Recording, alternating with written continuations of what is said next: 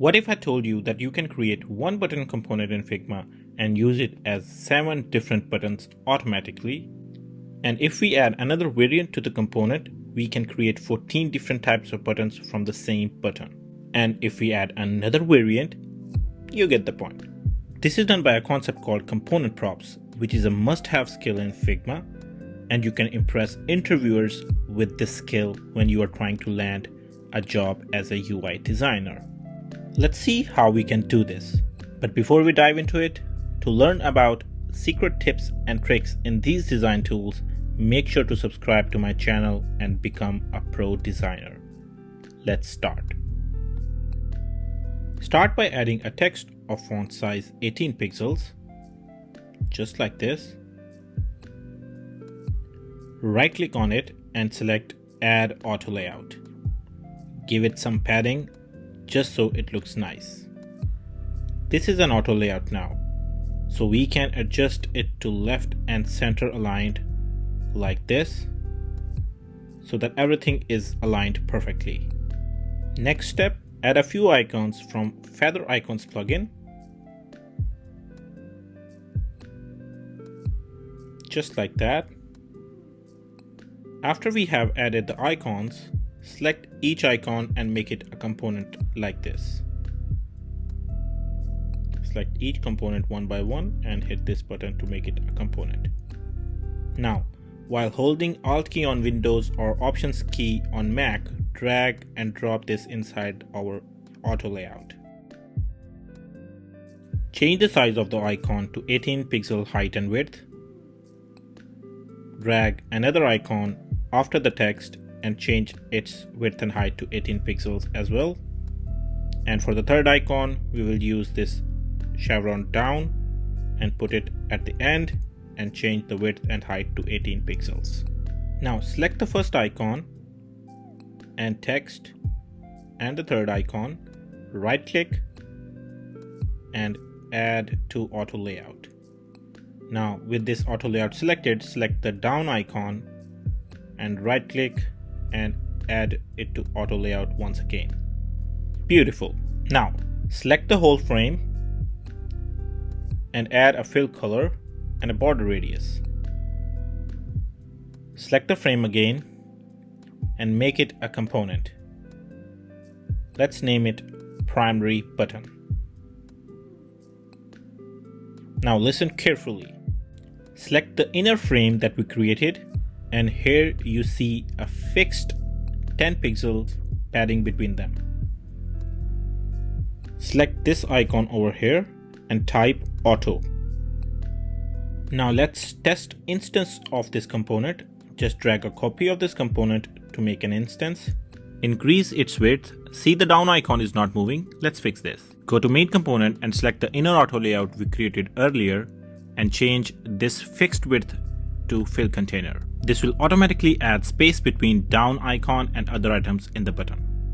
Now, when you resize it, it moves accordingly. I see it's not aligned perfectly. To fix that, quickly select the inner auto layout again and click here to center align. Let's delete this and start using component props. Select the first icon and click this icon over here and write something like icon left. Now click this icon here to add another property and name it something like show icon left and create property. Now select the text and from the content panel right here, click this button and name it text. Add this icon in the layer panel as well and create another property and name it show text. Next, we do the same for the third icon. Click this icon to add a property and name it icon right, and from layers panel create another property and name it show icon right. And lastly, for this drop down icon, let's just add one property in the layers panel, create a property and name it is drop down. Perfect. Now when you select this component, you will see all the properties that you just created. Let's see the power of these properties. Create an instance of this component. just like that. And now you can modify these properties to make any button you want. So if I switch off is drop down and show icon right, it will make it a button with left icon. Now let's create another type of button. Duplicate it. Let's change this icon. Select icon left property, and from your local components you choose any icon you want. And we have another variant. Let's create more buttons. Duplicate it. Turn off left icon, and we have our text only button.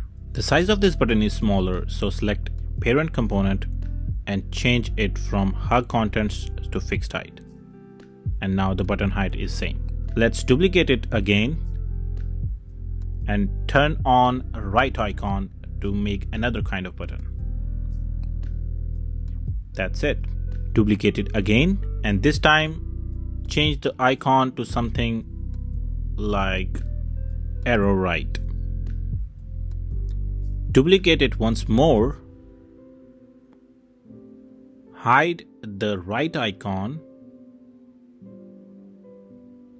and show is drop down to make it a drop down button.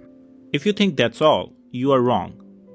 Let's add another copy and show one of the icon and turn off is drop down and text to make it into an icon button.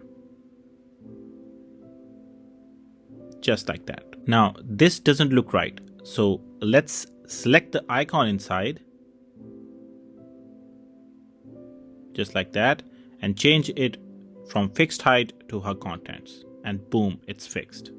And just like that, we created 7 different buttons from one button variant. But what if we want to create a button with different color? Select the main component and add a new variant. Let's change property to color, and this color is blue, so we will type blue, and let's change the fill to some blue color.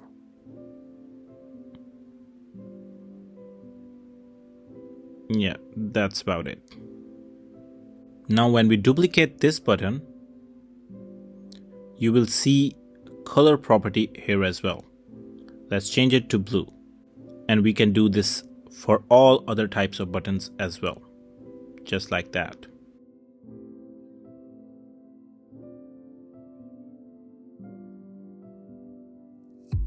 We have created so many different kinds of buttons just by creating 2 button variants. This is a very helpful technique when you have to use a lot of different kinds of buttons but don't want to create so many different variants. This is a new feature in Figma and a very powerful skill to learn. If you have any questions about auto layout or component props, please leave a comment. If I see that people are not understanding these concepts, I will create a full video on auto layout and component props separately. Please subscribe so I can bring more content like this to help our designers community. Thanks for watching. Average Design Dude signing off. See you in the next video.